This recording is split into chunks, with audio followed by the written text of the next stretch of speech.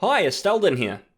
343 Industries have responded to the criticism surrounding the graphics of Halo Infinite's gameplay trailer, and the verdict is in. There's nothing they can do because the game's going to be out by Christmas.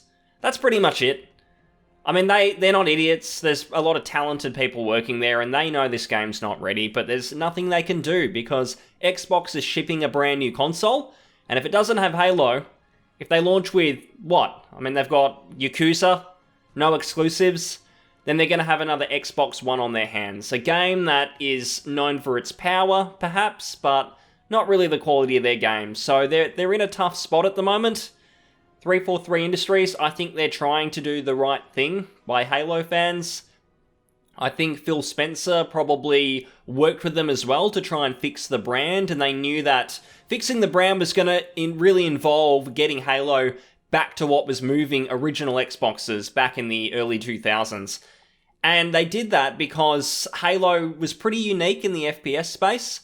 When shooters were starting to move in a more linear direction, Halo was breaking new ground. It was bringing the shooter to consoles and designing them for consoles, which, selfishly, I'd much rather that shooters were always best on PC, but whatever, Microsoft have got consoles to move, so that's fine. We also saw vehicles in FPS, which was pretty new for the time, especially with all you could do with them. You could play in third person, you could play with your friends in co-op, so there was a lot going on.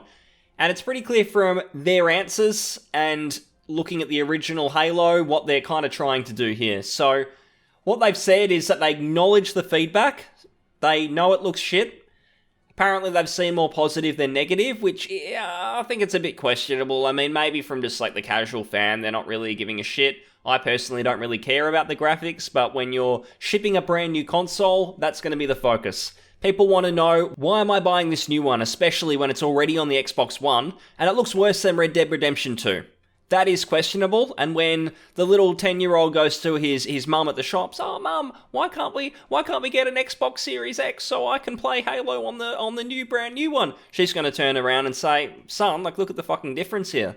The game looks bad no matter what."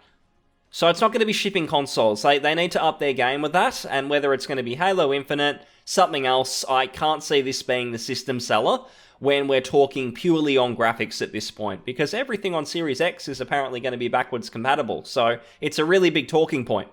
And they've gone on to say that, based on their learnings from Halo 4, Halo 5, Halo Wars 2, I don't know why that's relevant, but along with their feedback, that they're going to shift back to the legacy aesthetics that define the original trilogy.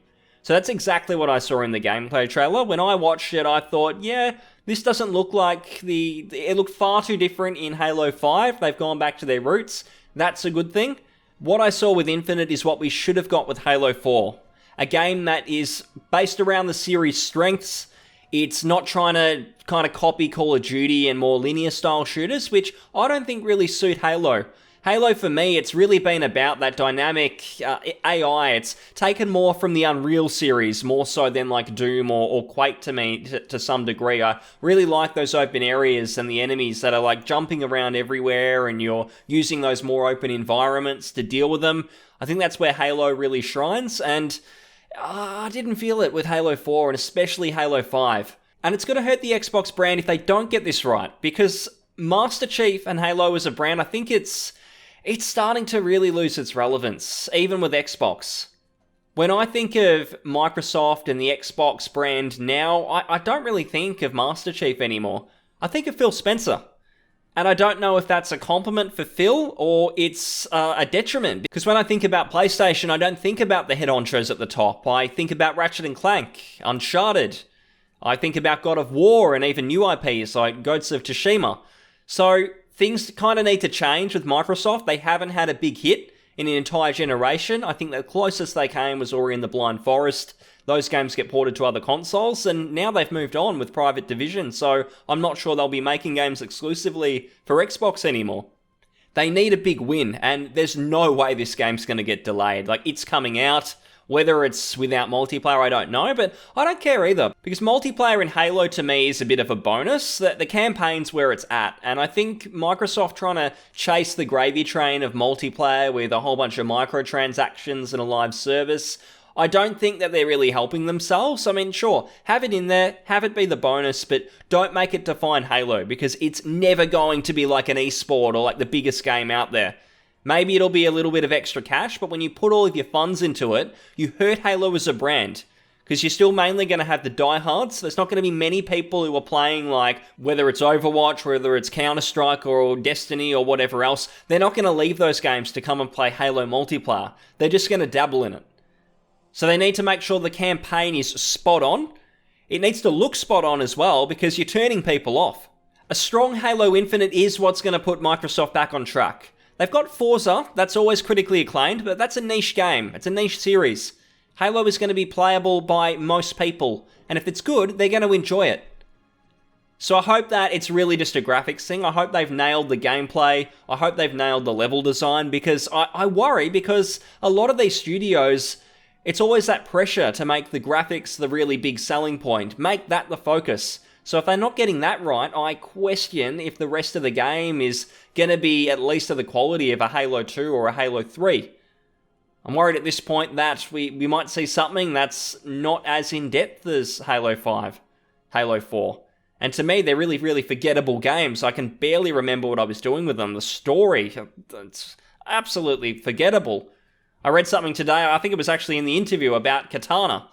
And I'd even forgotten that she'd kind of disappeared and something had gone on there. Is she evil? Is she not? What's going on? No one really cares anymore. They just want to get back to a core Halo experience. And it's not looking great at the moment. They've got a little bit of time to turn it around. Or we could be completely wrong. And there's actually a great game here, and Microsoft haven't shown off the best bits. And that's a whole other worry. That's not just a Microsoft issue, it's a game industry thing. And what I'm talking about is game publishers are scared to show gameplay these days.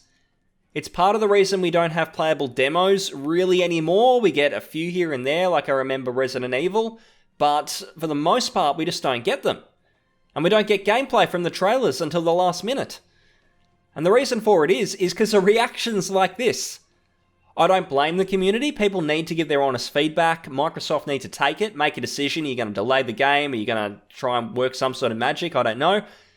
But when you release footage and it's not absolutely incredible, people are going to dissect it. They're going to assess every possible angle. They're going to look for all these different clues about what's going on.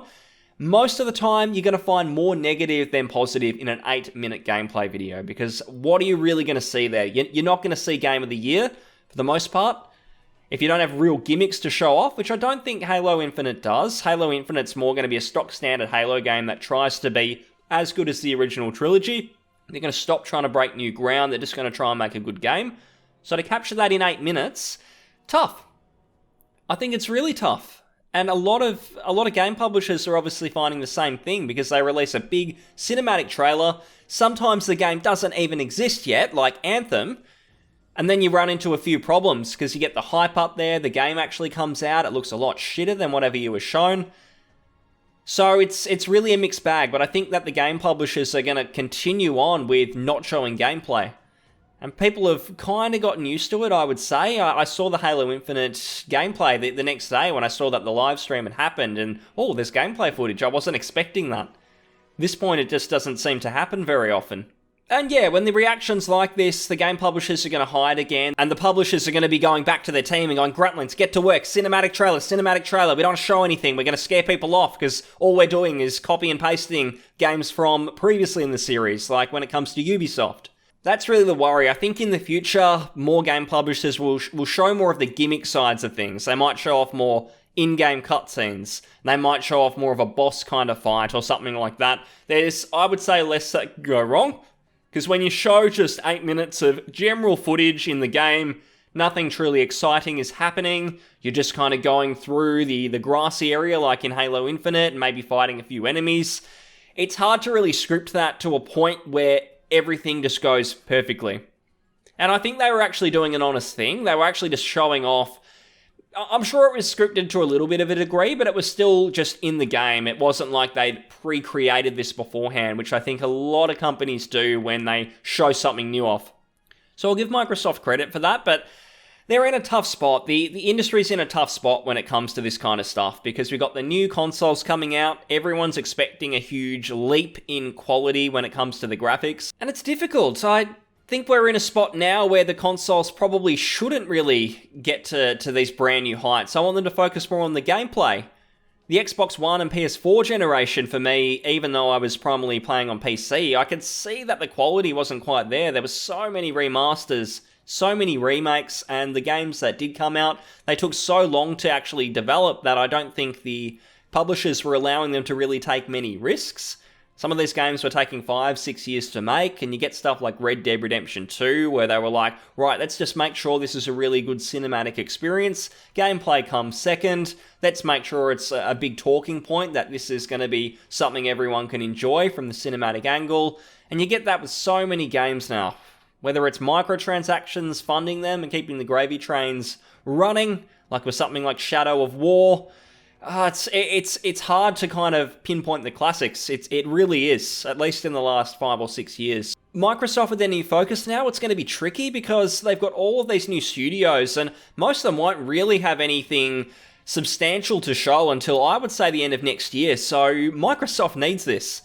Phil needs this. He's been touting out about how they're going to be focusing on the games, things are going to change, but he's been saying that for years.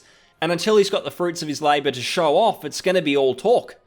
And at some point, Microsoft are going to turn around and say, right, the Xbox brand's not really that much further than it was 10 years ago under Matic. So he needs a win. Halo Infinite needs to be a win to some degree.